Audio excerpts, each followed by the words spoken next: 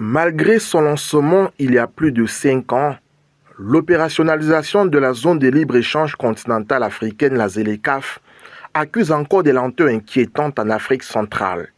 À ce jour, la dynamique d'échange dans le cadre du marché continental reste timidement observée sur le terrain, confrontée à des défis de maîtrise des règles d'origine, d'harmonisation des procédures douanières et de coordination institutionnelle entre les États membres de la CEMAC.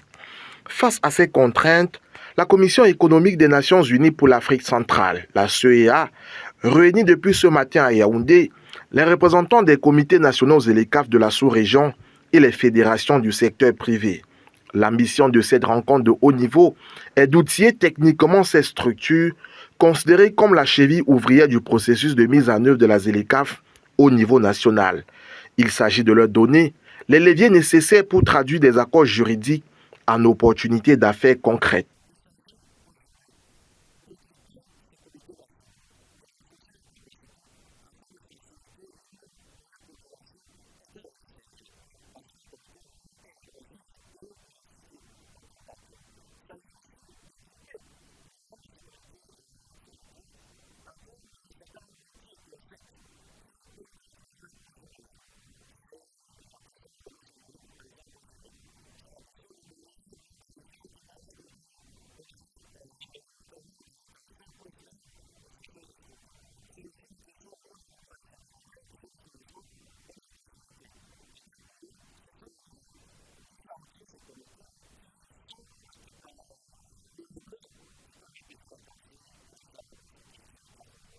Au-delà des aspects administratifs, la réussite de la zone de libre-échange continentale africaine repose sur l'appropriation du mécanisme par le tissu économique local, en particulier les PME et les producteurs nationaux.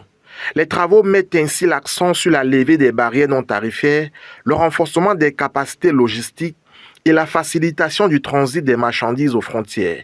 L'initiative est notamment soutenue par le gouvernement camerounais à travers le ministère du Commerce.